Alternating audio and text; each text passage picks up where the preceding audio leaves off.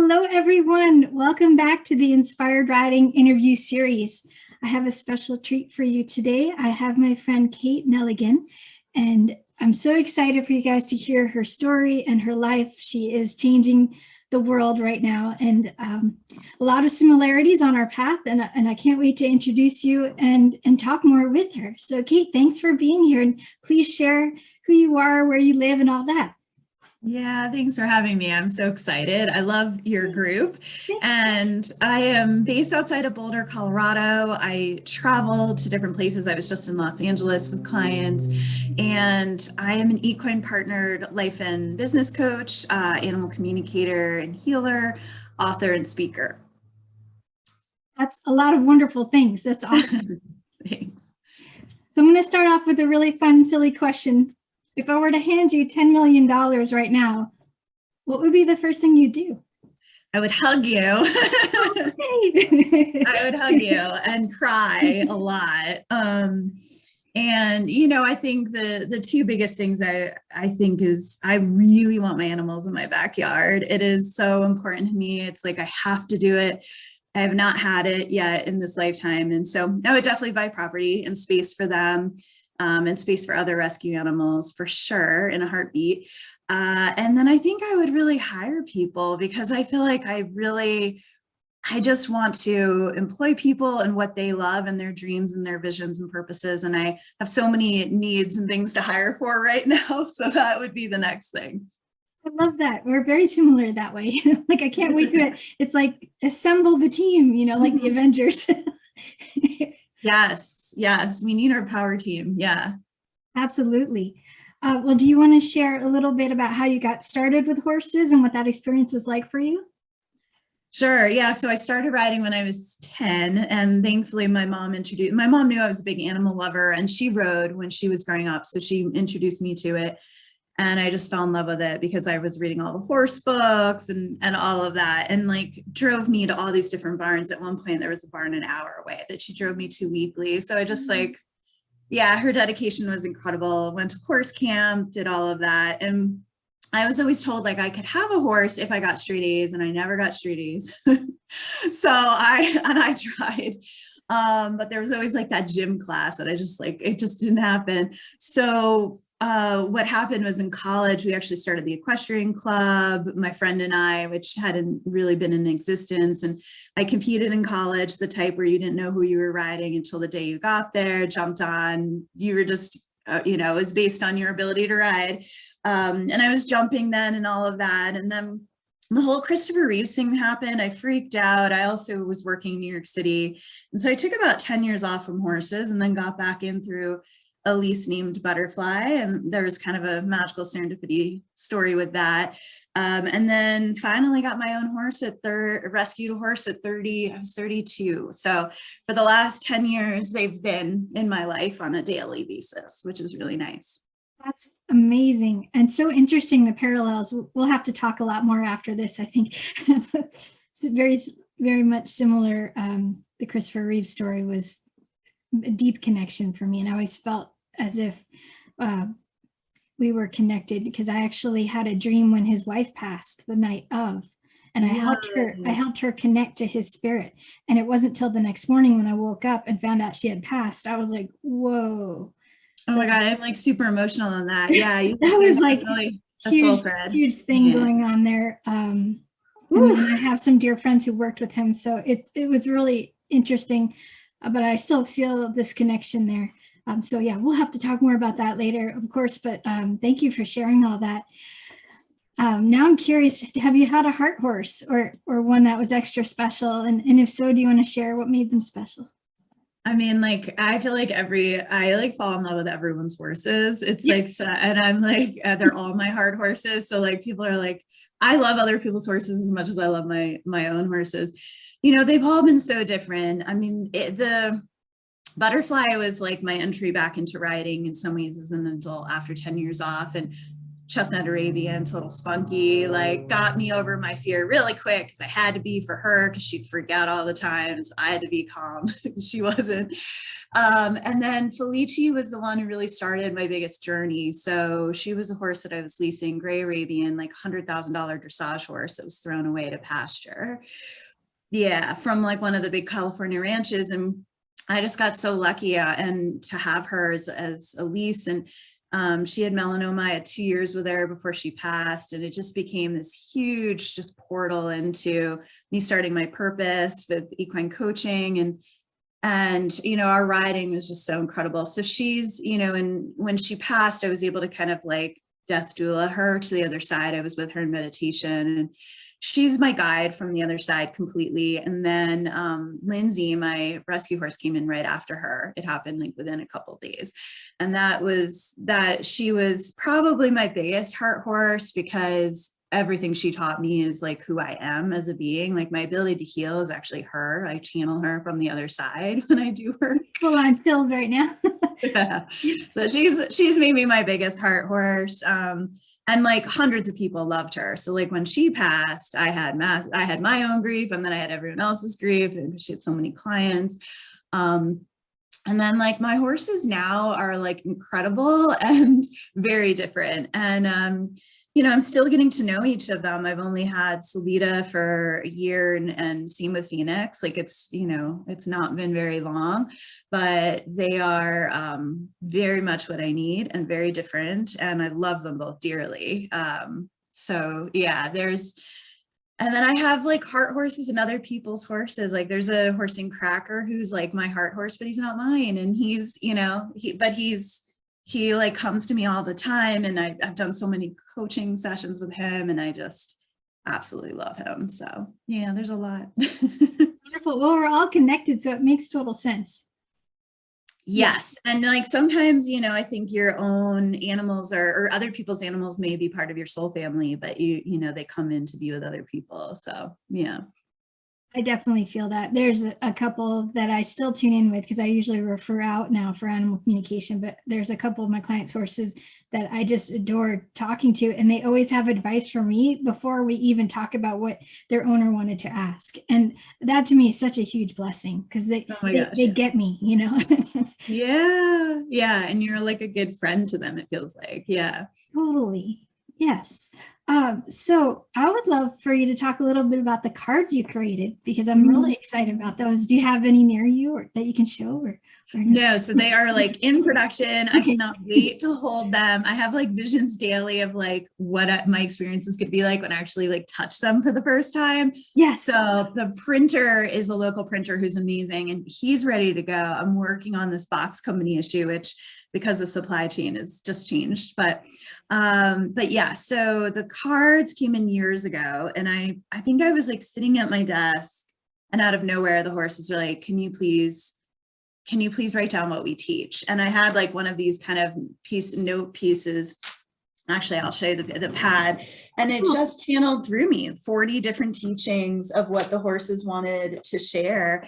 And I just wrote them down real fast. And then from there, so it was like this, how cute is this little, you and I love like the swag. Oh my gosh, that's perfect. You heard it here first. Isn't that so cute? So they just wrote on this piece of paper. I still have it. And then they were like, do this as cards. And I've loved cards my whole life. Like I used to get card readings as a kid, and I've always been around intuitives and psychics. And then I started doing them myself. And I love some of the cards that are out there, the horse card decks, but there was something really different coming through, and it was the best way to put it out. And then when I had an artist who actually fell through, which was like a huge blessing in disguise, because then I found my ideal artist, Nika Ware. But yeah, it's funny what actually the horses were really funny. So I was working with this other artist, and then she pulled out really surprisingly. And I was really pretty bummed, and I was upset about it and processing just like my frustration and all the emotions. And I was staying up at a friend's in San Francisco, and I got out to go see another friend, and I got in the car, and right in front of me, there was this little license or like bumper sticker. And it just said, are you going to cry about this? Or are you going to cowboy up and get over it? And I'm like, is that really a bumper sticker? Like, what? And then I had dreams. I'm like, well, and the horses were so clear, like, stop moaning about this. Like, this was our idea. We took the artist away. And like, I'm like, okay. And so, and then I had a dream like a couple of nights later where they were like, we didn't feel like the art was like strong enough for what we want.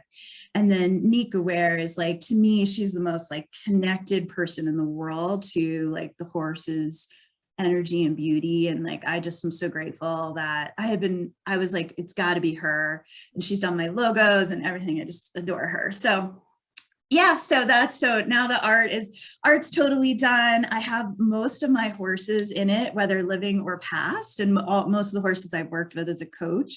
So they all picked the card that they wanted, and I'm channeling like their wisdom. And then they told me like which image to use. So it's like, it's 100% guided by them. I just like show up and do the best I can. So I love that. I love that. That's like the best way to do it, I think. Yeah. And originally people were like, one of my friends was like, it's supposed to be your photos. And I'm like, yeah, but that's not as powerful as I want it to be, just the photos. And so then what happened was it was the photos, but the artist transformed them to her art. So the photos inspired. And so they're real photos and real moments and real things, but then she transformed them into her art, which is she draws. So it's really neat. Oh, I can't wait. I can't wait. Mm-hmm. And what are they called again? It's the Awakening with Equines card deck. Yeah. So there's the 40 cards and then a booklet with the horse's teachings and each of the words. So like different qualities like trust and leadership, empowerment, all those different qualities. And then the horses were like, we want you to say what you think about each of these words, but we're going to share what we think. And then for equine coaches or equine practitioners of any kind, there's going to be exercises too. So things you can do. Ooh, I like this even more. This is cool because currently I'm using Diana Cooper's unicorn cards. And love her. I use those to pull for my clients every Sunday night in my private Inspired Riding Connection group. And so I pull out 3 with them face down, and then I let them choose which one they want the next day, and then I do the reveal. So I cannot wait to do that with your cards. It's going to be really fun. Me too. I can't wait to like see like the ripple of like what happens when people are like, hey, and like see photos of them in practice at barns. And like, that was what I wanted, was like, and that's why I'm trying to get the box so right, because I want it to be the right thing to go outside, to be at barns with people, because I just see this deck traveling to being with the horses. And you know, and I wonder if there's a way you can create some kind of waterproof bag with your logo that's like an upgrade or something like that. I don't know. I thought about that. Yeah, I know. I mean, it's going to get resolved soon. I just got back from client work, and now I'm like, the card deck is like, it's my #1 priority right now. Well, I'm glad I mentioned it because I'm so excited about it. So. Thank you. Thank you for supporting the campaign. And if others want to get a deck, it's the GoFundMe campaign, and we can always put a link up. I'm going to leave the pre-orders up for a little bit, and then the regular window will be out. Like once I have all the card decks in hand, that regular window will be out. So the regular window will be a little bit, but yeah, the pre-order is still up. So okay, great. Yeah, I'll share that link if you want me to in the group so people can see it. Awesome. Thank you. So do you want to talk about the book that we're both in? Yes. Yeah. Remind me how you're in the book, because Joyce, probably you've been. So Joyce Benning, who's in our group, has been interviewing both of us on her podcast, Robust Lifestyles, through Divas That Care, right? Yes. And I've been so honored. We've done at least, I don't know, 8 or 10 of them. I'd have to look back now.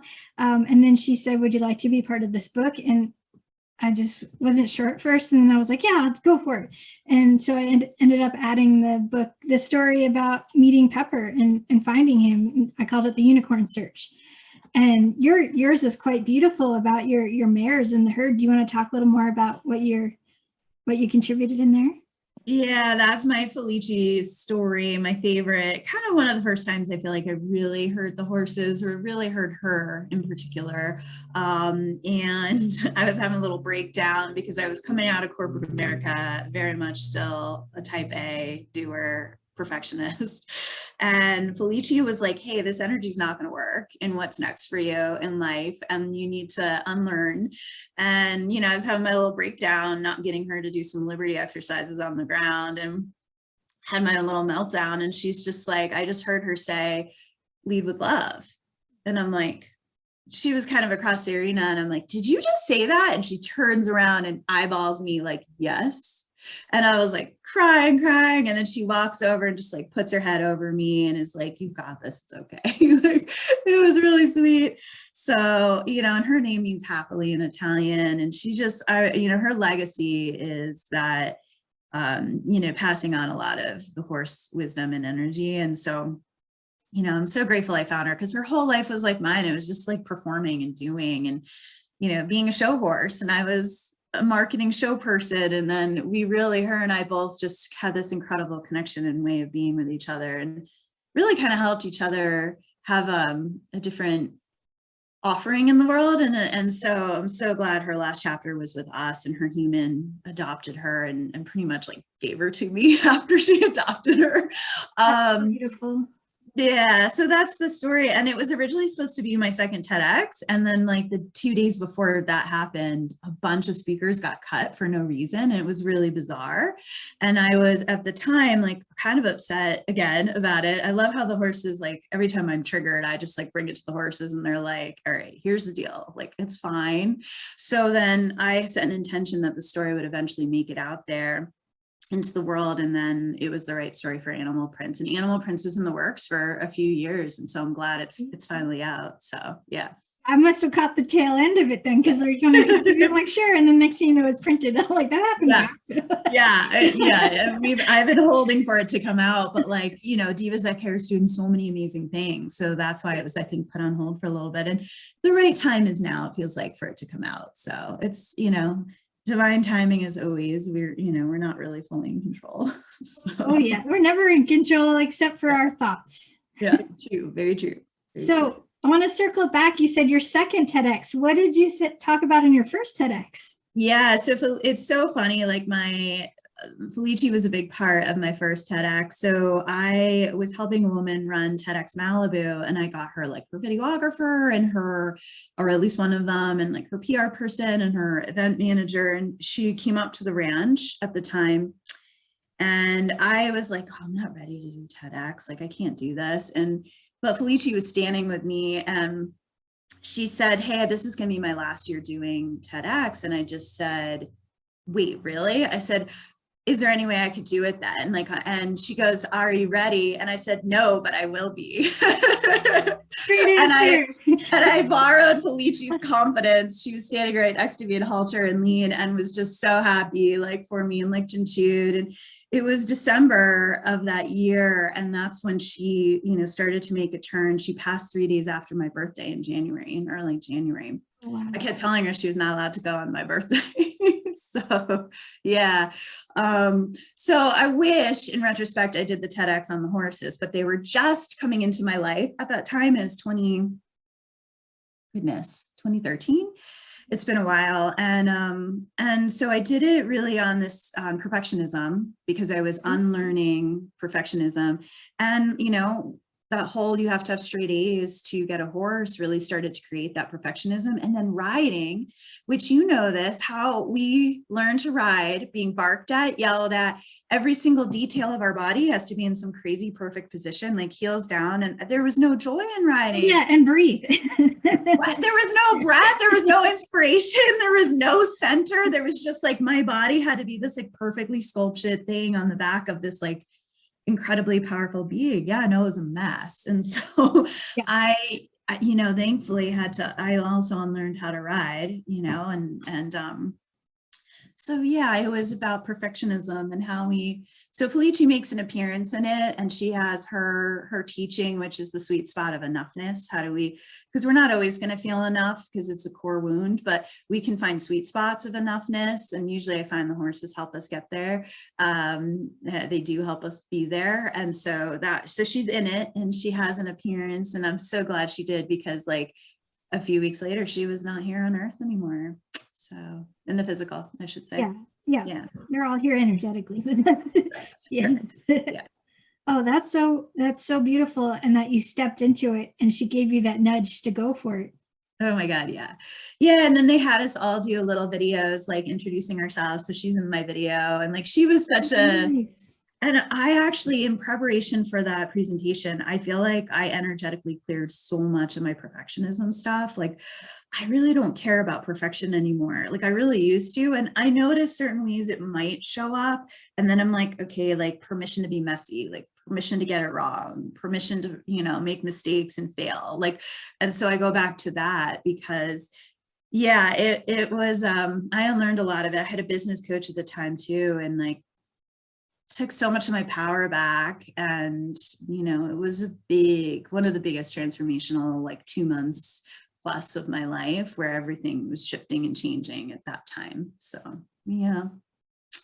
Very impressed and really glad you came to that. And yeah, I was very similar in that way. And my business coach has the saying, done is better than perfect. Oh my God, yes. And I remind myself of that with everything I do, because I'm like, I should redo it. I'm like, no, just leave it be authentic. That is what everyone needs. And that is what will feel better. And then I'm like, you're right. I have this conversation in my head, So true. Yeah. I love it. Jack Canfield says a lot of that too. He's like, it's better to get it started than to get it right or to get it perfect. And I always am reminding my clients, like, progress, not perfection, right? And like, Yes. yeah. And like, it's the same with writing too. Like I see people who are hard on themselves, and I'm like, your horse doesn't want you to carry that with you. Like, can you acknowledge and celebrate your every little baby's success and stuff? I know that's what you do in your program with people. Absolutely. Yeah, it's so important. And when you find yourself getting stuck or getting tense, I always go, okay, just breathe, do that pause, breathe and smile, appreciate that they're actually letting you ride. Yes. Take a full step back. And that was one of the things I would do, especially with little kids, first time on the horse's back. If they were a little nervous, I just go, let's just rub their withers and breathe together and thank them for letting you sit on them. And they're like, oh yeah, this is kind of amazing. I'm like, right? So so I think it's so good to remember that no matter what age you are, and know once you're more authentic and actually talking to the horse and letting them know how you feel. I know that's a big part of your coaching. Once you say out loud how you feel, the horse can relax knowing you're being congruent inside and out. And that's 100%. A huge thing. Yeah. And that's what people, when I work with people who have fears of horses, because they've either had a bad experience when they were younger, or they've just always have been afraid of them and nervous around them. And I ask people to just own it out loud, and it always works so well. Like, yeah, I'm a little afraid right now, and and I'm going to be okay with that. And I'm going to allow myself to have this experience. And yeah, and the horses they appreciate it. Sometimes I'll say to the horses, like, I'm just not having a good day, so please just be patient with me. And then they're all like, all right, and they blow out right away, and it's so much better. I love that. Yeah, I've been known to say that. Like, I've had crazy internet problems or computer problems, and I'd go to see the pony I was working with. Like, I had a bad human day. She's like, I got you. It's okay. Yeah. You'd have a fun ride, and then I could forget about the silly computer. So it's good. Oh my goodness. If you had a magic wand, what would you change in the horse world? Oh God, how much time do we have? Oh man. All right, I'll pick one. Top three. How about top three? We'll be here forever. No, you know what? I think I'd say there's two. One is like the larger concept of speciesism, right? That we as humans are superior to horses. I would love for people to see horses as equals. And really, if you saw horses as an equal, what would that change in your approach to them? Like, how would you treat them differently? All the way from care to riding to just having conversations with them, right? And talking to them. And so that's one. And then the second is the judgment, which I've fallen prey to myself, which we all can, because there's a lot of like strong points of views in the horse world. And then there's those of us who feel like we're evolved and we're trying to bring in the new way of being with horses. But even like, I notice myself, sometimes I'll hold judgment. I'm like, oh, don't like carriage horses. No one should drive a horse. And then my friends like has her horses, her shires doing, and they love it. And I'm like, all right. So for every judgment I have, there's another side that can disprove it somewhat. You know what I mean? Of course, not abuse by any means, but like certain sports, right? That I'm sometimes like, oh, polo, really? But like, why not? Maybe they're, so I try my best to like go to the horses directly. So I would love for people to, instead of putting that human, like I know, ask the horses. Like we had horses that were doing vaulting at a ranch that I was at. And one of them was like, I want to do the work you're doing. And he was always so upset. And he's like, and he was jealous of my mare because of her, she didn't have to do a lot. And, on the riding side. And then I asked him what he thought, and another one of the vaulters, and he goes, I'm an athlete, Kate. I want this. And I'm like, great. So I think like we can't hold the judgments as right and wrong, good and bad, because then there's just polarization. So it's more of like, could we stay curious and can we ask the horses what they actually think? And of course, not everyone can hear them, which I wish I would change that too. Yeah. I would help everyone to be able to hear them. So that way we could actually ask them and get guidance and be able to be in conversation with them. Because I know a lot of people that want to connect with them and they get frustrated that they don't have the ability to actually communicate with them, hence me starting a certification program. But like, yeah, I think we need to go to the horses and ask them how they feel. I think that's brilliant. And it's so important and it's so true, because you can just imagine, oh, this horse looks like it's overworked. And then I connected with them and they're like, no, we love this work. We love building up our athleticism. We love getting to feel that pride with our human, and some of them just like, I had my first horse that I competed with as a kid, he pulled me towards the jumps.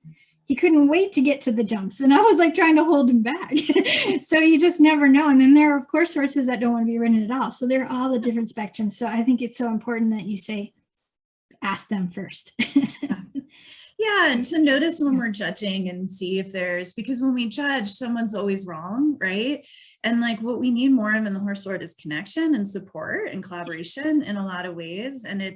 And there's a lot of competition. I feel like often people are drawn to horses because they have a competitive nature inside somewhere or a controlling nature. I start my book with that. Like we're all a little addicted to control, and like how the horses can really help us dismantle that. And like they're one herd, right? And there's, and the lead mare is not any more important than the, bottom of the herd. They're all important. They just all play different roles. So tell me about your book as well. So that is a work in progress. It was originally called Lead with Love. Well, it still is in that space of Lead with Love. And it's Felici's story. It's the whole story of like how she came in and what she taught me. And my first work in equine therapy, specifically with addicts in recovery, when I was an assistant to my mentor and really volunteering. And then, what happened through her death and how we don't really die, how we always stay connected. So fingers crossed, if all goes well, that will be out later this year. It's been a work in progress for so long. A lot of other projects have come in before it. Like the card deck was like me first, before this, but that will hopefully be out. It's written, it's 250 pages. It just needs a really good edit. So that's where it's at. That's brilliant. I love it. Yeah, because I'm working on my book as well, but I wanted to do the app and my 12-week program first. So I totally get that. Yeah. Yeah. And then we just have to trust these projects know when to be birthed. Right? Exactly. Like my birthday it told me, so I'm like, I better hustle. Yeah, I know. And then if we don't do it, it's like, I get like knocked over the head. Like, will you please write? Will you please write? Like, oh, so yeah. And we have to be aware of those nudges because otherwise it can get louder. So for me, it's always like, oh, I better be really careful so I don't end up hurt. So yes. Yeah, for sure. The writing is the one that I don't always listen to because I feel so hard to write sometimes, but that's the one that when I do sit down and do it, it does flow. And I'm super grateful for my ability to write. And it's not really me, and I know that, but sometimes it's just creating the space for it when I'm in the middle of doing a lot. Exactly, because then it's like all the other things have to just get quiet. I promise I'll get back to you, but yes. Yeah, exactly. It's a dedication to write. Like those who write a lot of books, I'm always like, oh man, or even launch a lot of products like projects like you have, like having horses, right? Being a horse mom, having clients, and then launching projects on top of it. That it's like 3 full-time jobs, and then forget about the personal life in addition, right? Totally. So. Yeah, I'm very grateful. My husband is working so much as well, so yeah. We have a really good relationship that way. So yeah, I know. I love seeing the photos of you too. You guys are super cute together. Thank you. Thank you. We have fun, and he loves the horses just as much. And so it's such a blessing to have that. So we're getting close towards our time, but I do want to ask you a couple more questions. One is, if you were to write a billboard for the horse world to see, what would it say?